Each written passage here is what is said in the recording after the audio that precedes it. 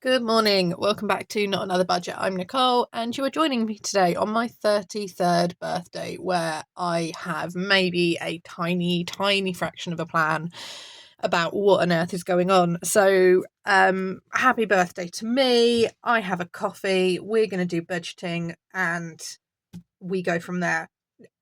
I told you birthdays aren't really my thing.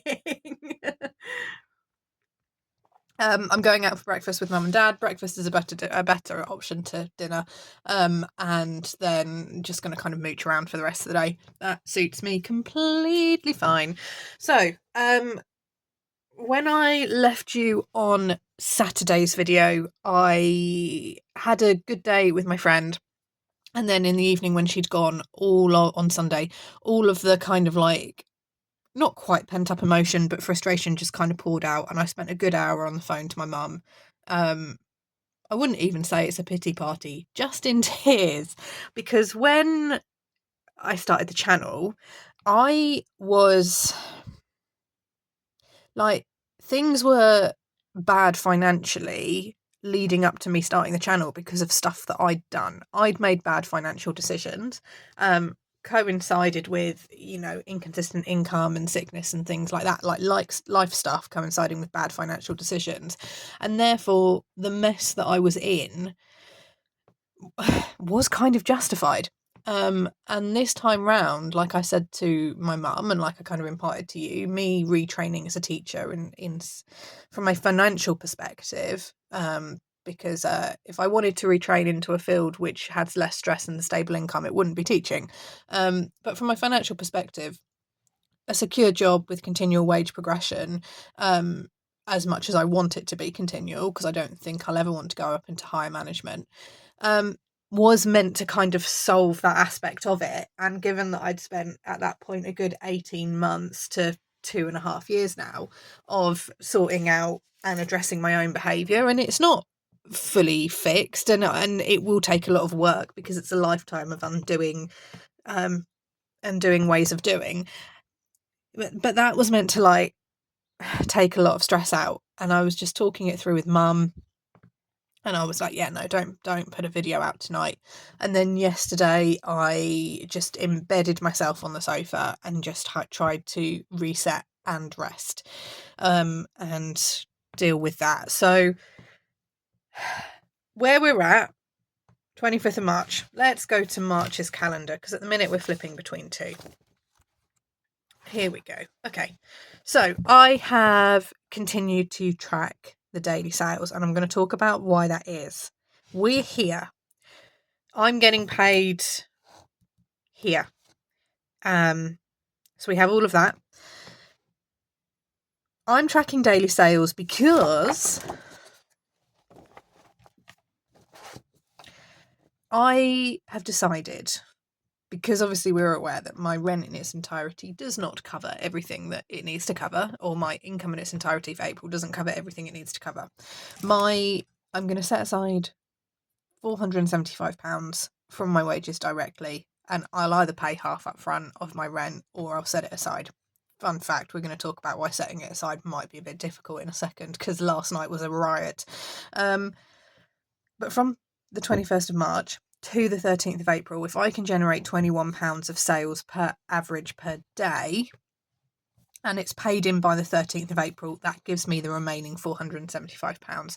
That is a bit more realistic. So what I've gone and done is I have tracked my sales so far in terms of all additional income, because from the 21st, I won't be taking that money into my budget to just spend as I like. It's going to be at this held in my Vinted account, and I'll tell you why I'm holding it in my Vinted account in a second. So for example, on the 21st, I did a bundle order which was £79.22 of the £475 needed.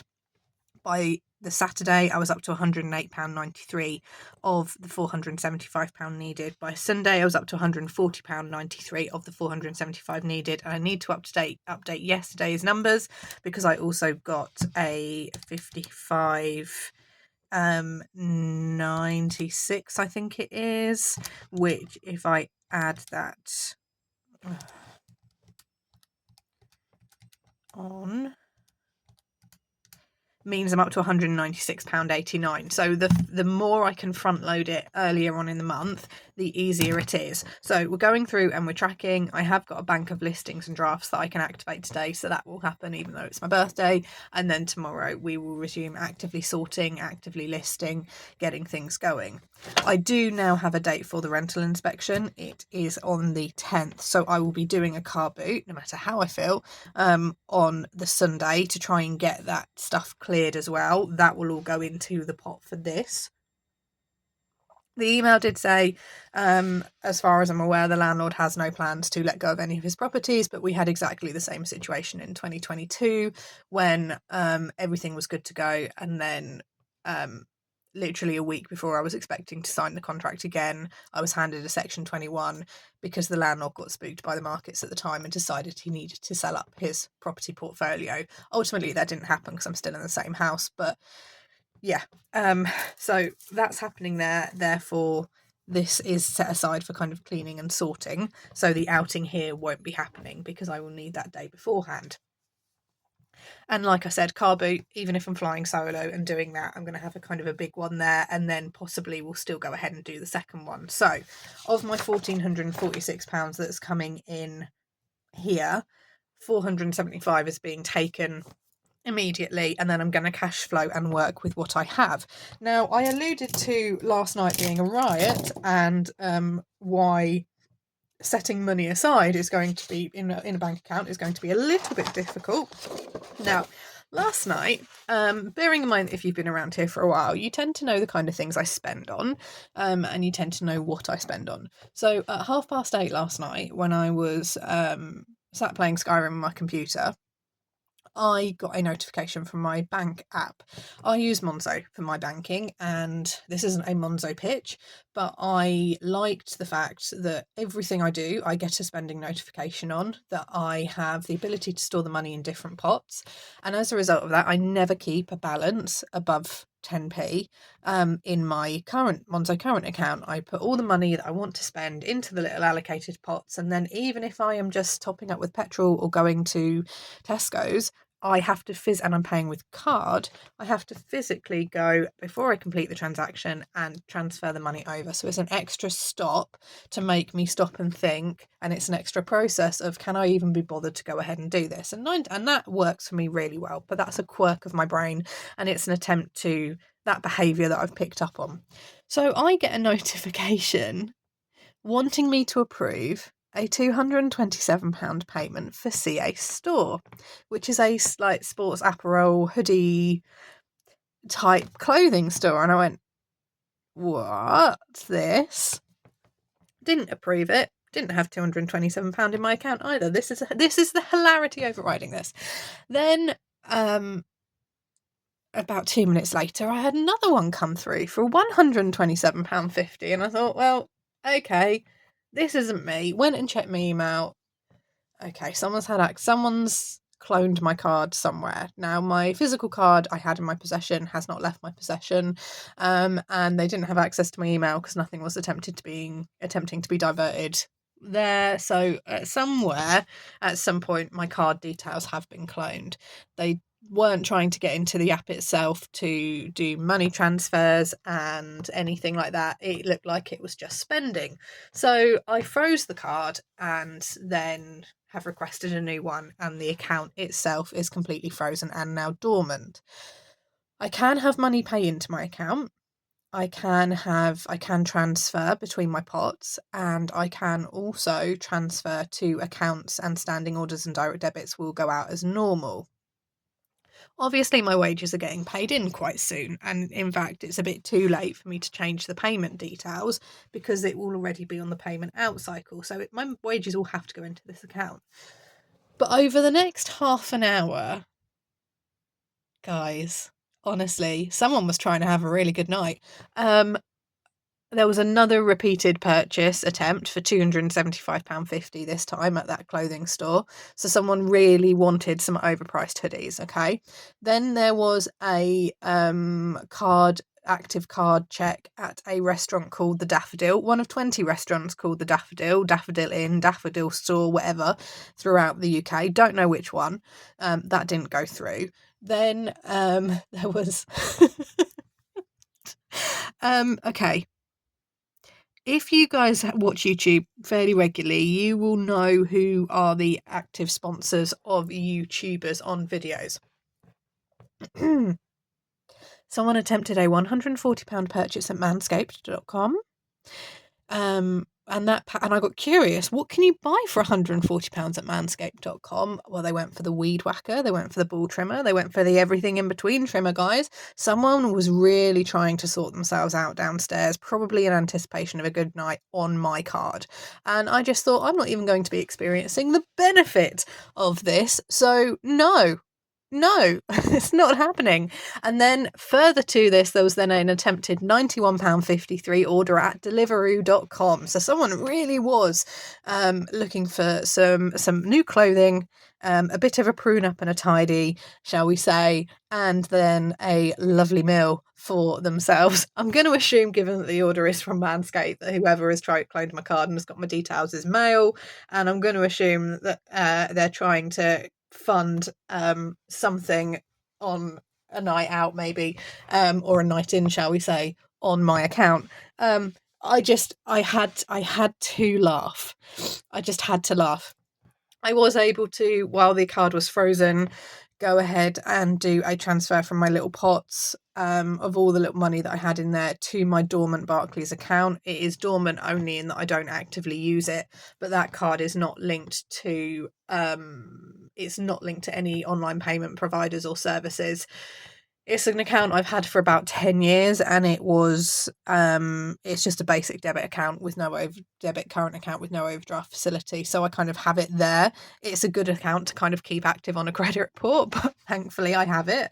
And that is now over there. I've got a new card coming, and then we will see if that card also attempts to be accessed. I just found it hilarious that I am so broke that I kind of felt for this poor scammer, this poor illegal clone card artist, where they thought they were going to be really treating themselves, and they were trying to steal money from someone who had like less than £100 in their account, in that specific account, should I say. So I was like, God. So all jokes and laughing aside, I am a little bit concerned about my wages getting paid in, and I am a little bit concerned that there may be repeated attempts. I need to see kind of how much information they have retrieved, whether it is just the cloning of my card details themselves, or whether they are actually able to gain access to the banking app. Like I said, I've notified the fraud department, and I will wait and see what they come back and say, but I've secured everything as much as I can. It does therefore mean, though, that because my Monzo account is the only account that's linked to my Vinted in terms of withdrawing payments, I will keep the money in my Vinted balance for as long as I can until I know that that is the case. Because what I don't want is for the account to not be as secure as it is. When my wages go in, I'm literally there like waiting at like a minute past midnight for them to go in, and then I immediately move the money, pay the rent, do whatever. With Vinted, it's not, yes, the money pays in quickly, like normally same day, but it's not like an instant drop of the hat like that. So I don't want, obviously, that to disappear and go. So I rang my mum, and we were on voice call, and literally I went, someone's just tried to do a Manscaped charge, and my brother walked past. He was like, oh hey, someone's having a good night. I was like, oh, it's just the hilarity, and it's like, why are we spending that on that? Anyway, that's where we stand. I just wanted to come on and do a little update video for you. There is a fraction of a plan, as I have turned 33.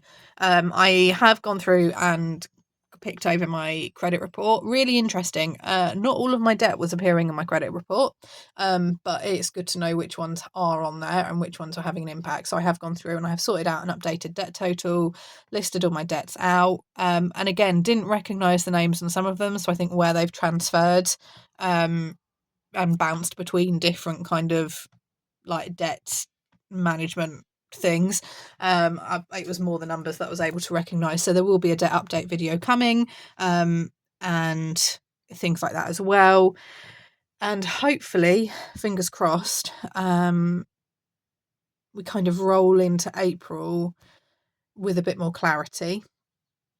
I think the plan to set half aside from the wages and half and £21 a day kind of accrued, and I'm front loaded quite well, quite nicely, and we keep doing that, is the way forward to go in this instance. We need to obviously see, and I need to obviously see and assess how the car boot sale goes. I think that's going to be quite a big one as well in terms of just cash in, and I do need to get my head around cash flow a little bit more. That was going to be the job for yesterday, and then I got sidetracked by attempted Manscaped delivery and CA store purchases, because who wouldn't in that situation? A few of you have asked for my coffee. Thank you to everyone who has supported and sent donations and bought things and looked at things. I don't put this video and these videos out for that purpose. It makes me uncomfortable. But you've asked, so all links down below. Coffee, my coffee account where you can kind of do donations and stuff should you want to. My Shopify for purchases, both digital and physical, and my Vinted for a weird and wonderful variety of things if you're in the UK only, are all linked down below. But actually, you guys just watching and liking and engaging the videos is fantastic, because I want to hit 2,500 subscribers this year, and I am at 1,872. So I'm so close to kind of 2,000, which is like the first benchmark.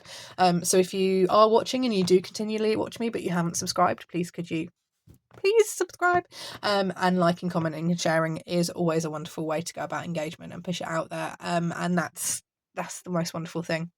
I am now going to love you and leave you and go for breakfast with the parents, and I will see you for another video hopefully tomorrow, and I will hope that you have enjoyed the attempted scam purchases as much as I did and laughed along with me. What would you have What would you have attempted to purchase?